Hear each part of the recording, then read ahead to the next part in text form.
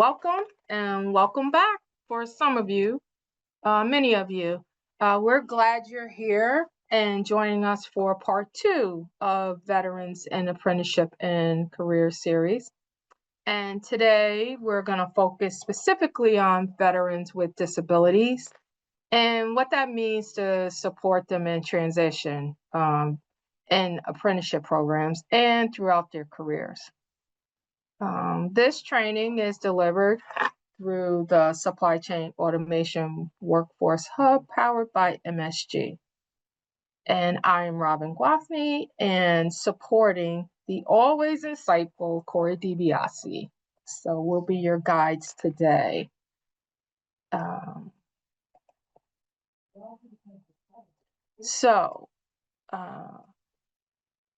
Want to take a quick look at what we're going to cover in this session, and our roadmap will include, we're going to talk about things, the key statistics for veterans with disabilities, how disabilities intersect with the transition process and its impact on work and learning, risk factors connected to suicide, practical ways workplaces and apprenticeship programs can support veterans, and resources and partnerships that strengthen your approach. So we'll round that out. And just a quick note, as I noted in the roadmap for today, in this session, we will discuss issues related to suicide and suicidal ideation. If you or others in your life need to talk, the 988 Crisis Lifeline is a vital resource, and it is available 24/7 to any and all. With that grounding, let's start with some essential statistics, and I will turn that over to our extraordinary Corey DiBiase to elaborate. Thank you so much, Robin. Appreciate that very much. Folks, as Robin did mention, this is very much it's kind of a mini webinar that we are building on the foundation of our earlier conversation about veterans in apprenticeship and career. So if you haven't been able to check that out yet, I would strongly recommend it. This is more of an addendum than a kind of standalone piece, just FYI.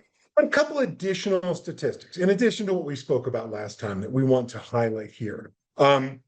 When we're thinking specifically about veterans and veterans with the experience of disability. And again, not only did we have an earlier session on veterans, earlier sessions on folks with disabilities as well. Strongly recommend checking all those out. But when we talk about specifically this overlap of folks with disabilities who are veterans, about 31% of all U.S. veterans have a service-connected disability, that is, a disability acquired during and typically as a consequence of service. Of course, that is not the only point at which a veteran might have acquired a disability, just as with all of us, that might have happened at any point in their lives. But 31% do have specifically service-connected disabilities. There are roughly 5.5 million veterans with service-connected disabilities, of whom about 2.7 million are employed. So just as we talked about folks with disabilities, see a much lower rate of employment engagement, career engagement of folks with disabilities, which of course we look to apprenticeship and to programs like the ones that you folks are running as a way to bridge that gap, because we want everyone who is interested in working and to be doing that. So we definitely want to be bridging that gap. Approximately 6.15 million veterans receive Department of Veterans Affairs disability compensation. So that, of course, is related to all of these other pieces. That will be some great, both financial support, but also other kinds of benefits, insurance, all those kinds of good pieces. A little bit about, we don't need to go into the weeds on this because, of course, the VA is a very big organization. So there are a lot of weeds, as there are with any of our the great supports folks can access here.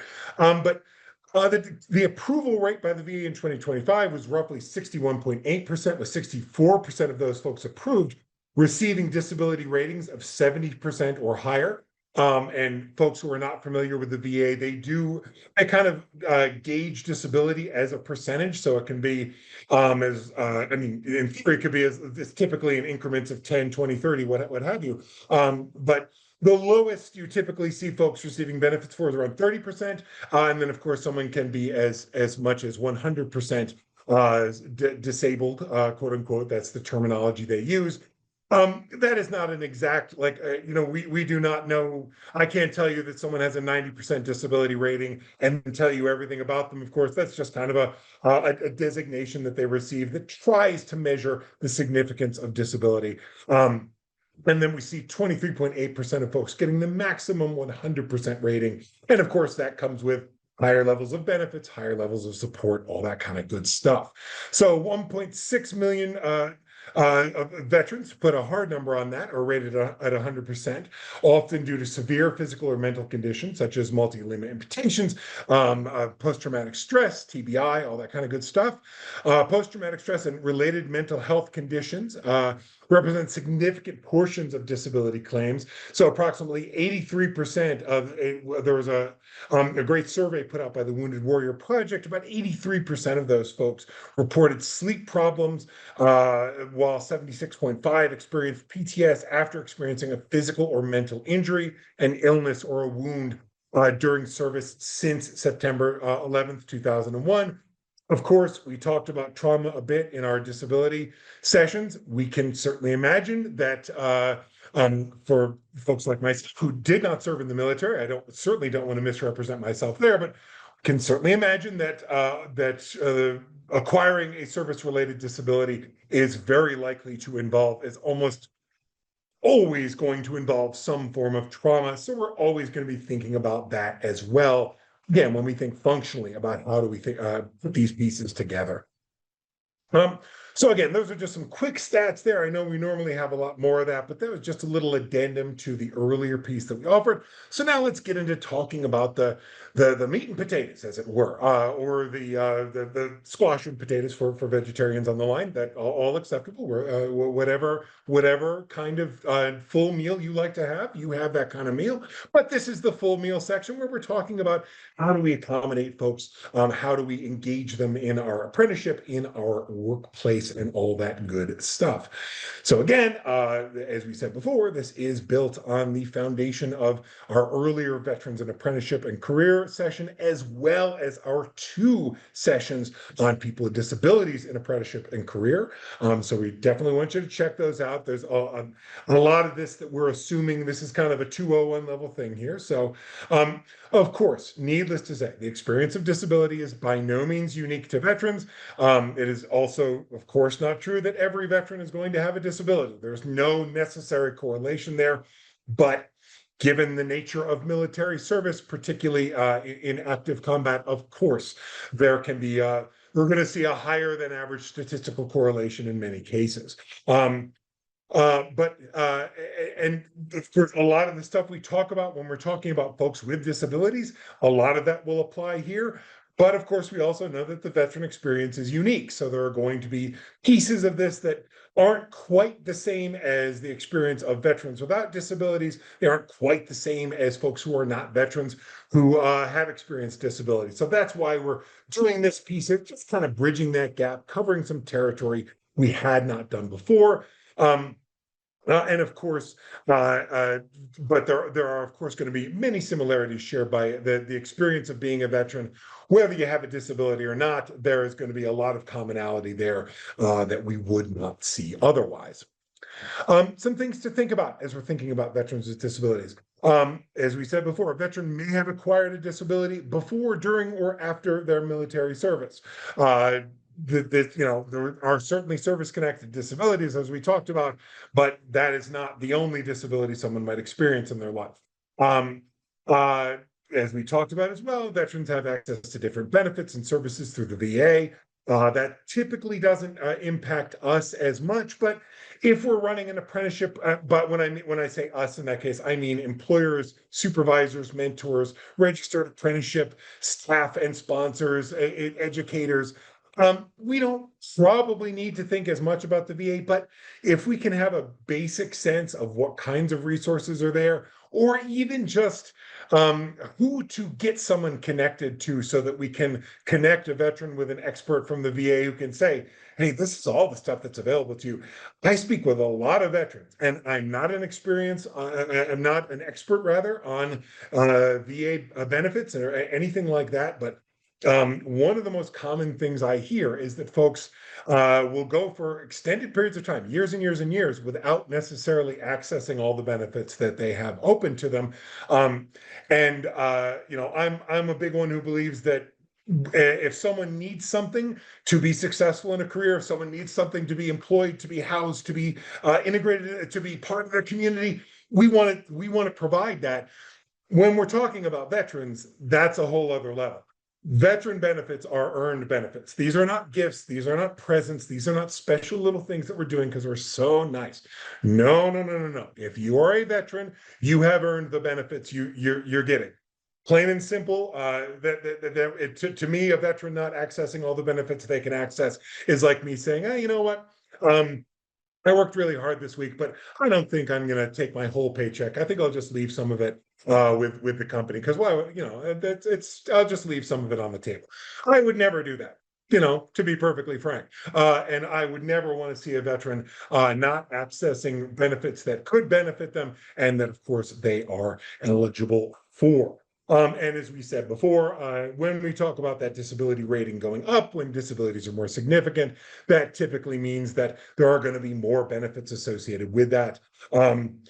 But we also need to think, and this falls back on a lot of what we talked about in our Veterans in Transition session earlier, but we do need to recall that in service, as folks are doing their military service, in that culture, of course, and I don't want to speak about a culture that I'm not a part of, but I think I've spoken with enough veterans that I think I can say this with some confidence. The environment, the culture of the military is not to be talking about individual needs and what support do I need. It's a real focus on the team. It's a real focus on the mission, and a far less of an emphasis on, hey, me, Corey, what do I need? What do I want? So in many cases, when we're having these conversations, trying to encourage veterans to make sure that they're getting everything that they have earned, all the benefits they've earned, there can be a real instinct, a learned instinct to say, no, I'm not going to take anything I don't absolutely need. And as I said, I for one, and I think most of us agree that if someone has done their military service, that means we owe them whatever they're eligible for. But we also know that veterans will sometimes just not feel comfortable kind of aggressively pursuing those benefits, even though, as I say, we certainly recognize they have earned them and they deserve them. So we talked a lot in the last session on the transition process. Not going to go back through that, aside from saying, right, when and again, not a veteran, did not serve in the military. So if I slip into saying things like I'm not part of that I do not want to claim that. Of course, I have not earned it. But when we think about what the transition from service to veteran status, from being in the military to retiring from it entails, that is a change in every aspect of life. That's a change in living situation. That's a change in career. That's a change in the coworkers we're going to have. That's a change in the kinds of conversations we have every day. That's a change. It changes absolutely everything, up to and including maybe last week, a service member was surrounded by other folks who know what it means to be a service member because they are service members themselves. Well, now this week, maybe the transition is complete, and suddenly a veteran might be surrounded by someone like me who, whatever my good intentions, I don't know what it means to have served in the military, right?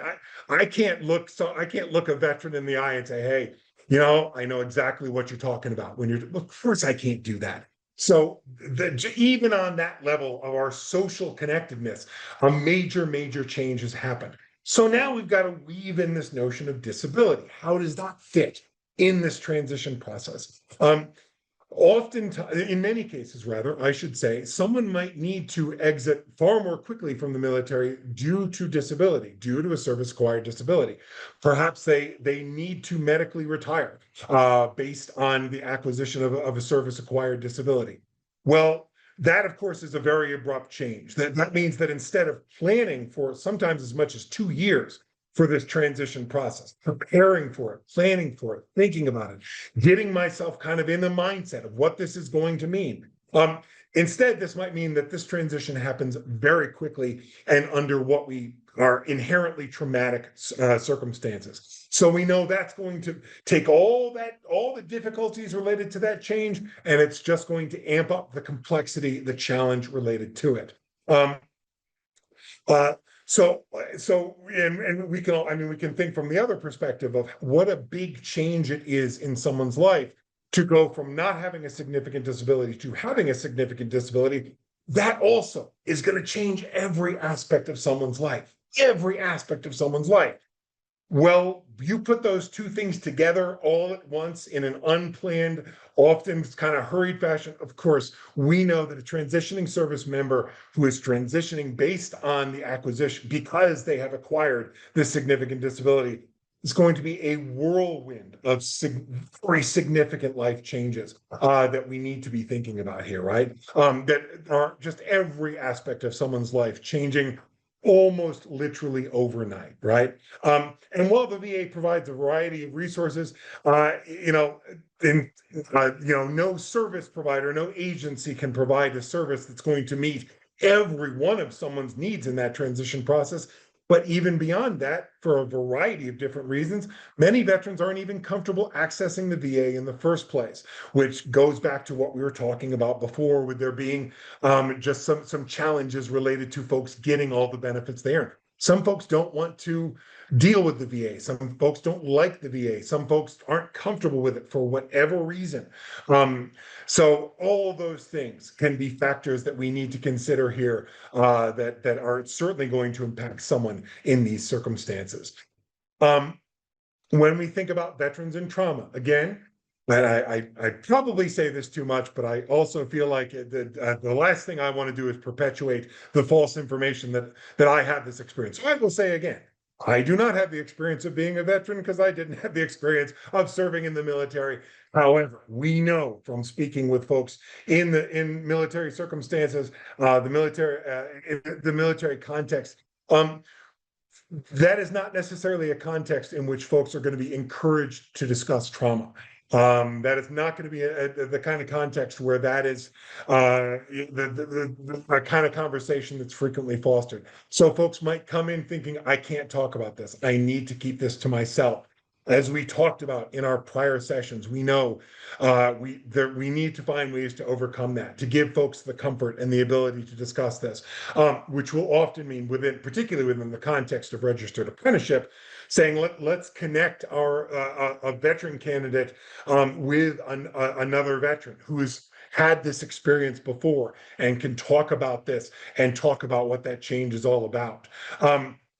As we said, when we're talking about trauma, control is the most important accommodation for trauma. But if that's the case, if control is important, and I can say with almost perfect certainty that control is the absolute most important, quote unquote, accommodation we can provide someone to give them control over their environment, control over their circumstances, control over their work, control over how they tell their story, control over their social environment. Well, if control is very important, let's once again think about the circumstance that a transitioning service member or a veteran with a significant disability might be in, particularly when that transition happened recently.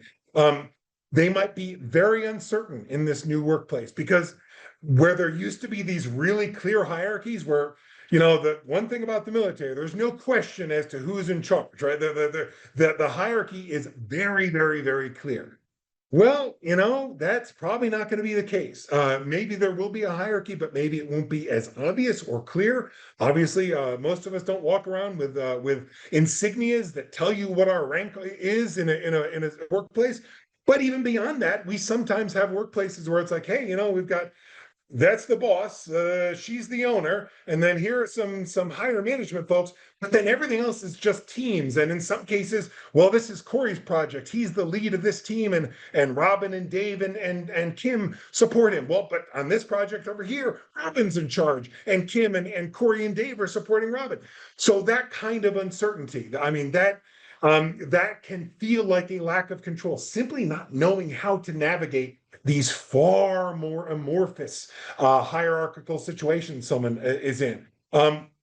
Maybe someone feels unclear in their situation due to what they perceive as vague expectations or limited training.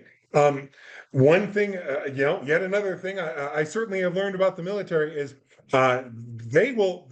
You want to talk about an organization that trains its people. Oh my goodness gracious! That there is a lot of training that goes into military service. We don't say, okay, that's going to be your job now.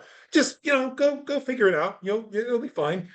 Whereas for most of us who have been in the human service context for a while, how many jobs have anyone who's listening to this? How many jobs have I done? How many jobs has Robin done? How many jobs has Bob, who's out there still listening to us? How many jobs have we done in human services where we got almost no training, where we literally were told, like, here it is. Here's your job description. Now go figure it out. We might be used to that. Someone from that military background might feel totally, totally different about that. And then finally, someone might feel very unsupported due to a lack of perceived social capital, due to a lack of appreciation. Maybe someone comes into their first civilian workplace kind of thinking like, hey, I've just been, working pretty hard on behalf of all these people as a military member. I've been serving my nation. And maybe again, not me, but maybe that military member then, or that service member, that veteran then goes into their first civilian situation thinking, like, well, I'm sure folks will appreciate what I've done. Well, as it turns out, maybe it's not open. I don't want to say that anyone's going to necessarily be negative, but maybe folks don't know how to show that appreciation. Maybe folks don't know what is appropriate. But maybe a veteran in that situation will end up feeling comparatively underappreciated, feeling like, hey, I've been working really hard for you folks who I never met. Maybe I've been taking really, really significant risks for you folks. Maybe I have acquired this disability because I was out there protecting you and your way of life. And now I'm in this situation where people seem to have no cognizance of that, no notion of what it means to be appreciative of that. And certainly folks who have, and this is very understandable, certainly civilians are not going to understand and appreciate what military service is all about. It's unique. It's not something you learn about by watching movies. So all these things, if we're thinking about control and someone's comfort in a situation, all these things are, of course, going to be very impactful and are all things we need to think about in terms of how we accommodate folks. And we'll talk a little bit now about how do we do that accommodation. But just continuing a little bit more with some of the situations folks might find themselves in. Of course, we don't like talking about this. And I know this is not easy information to discuss. I want to remind everyone about the 988 Crisis Lifeline for yourself, for anyone else in your life who needs it. Again, difficult statistics here, but 17 veterans die by suicide each day in the United States. 17 veterans each day, according to a recent Wounded Warrior Project and VA data. That is, I don't know what is there is no too low, right? The number should be 0. 17 men and women who supported their nation every day is too much. It's far too much, which means that we need to understand these issues. We need to be thinking about these issues. Veterans further face the highest statistical risk of suicide during the process of transition. In this time, when someone is feeling that everything is new, everything has changed, nothing is what we expected, we don't know how to navigate it, we're uncomfortable.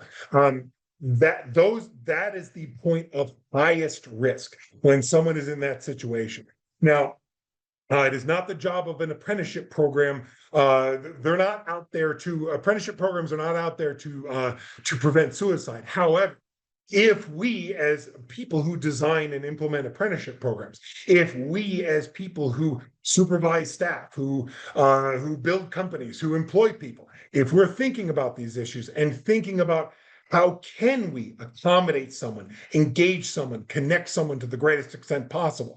How do we give someone a mentor connection that's going to give them someone to talk to? How do we have open conversations about mental health that we can all be part of? How do we be very open about meeting the expectations and the needs of our veteran colleagues and apprentices and staff? That's how that's how we can at least do something to push back against this truly awful trend that we see. That is part of part of our responsibility in making sure that we're thinking about these issues is exactly so that we're creating a circumstance where someone feels engaged, appreciated, and part of a team that is building them up in a real way. So, okay, those are the challenges. What are some of our responses here, right? And again, we've talked about a lot of this.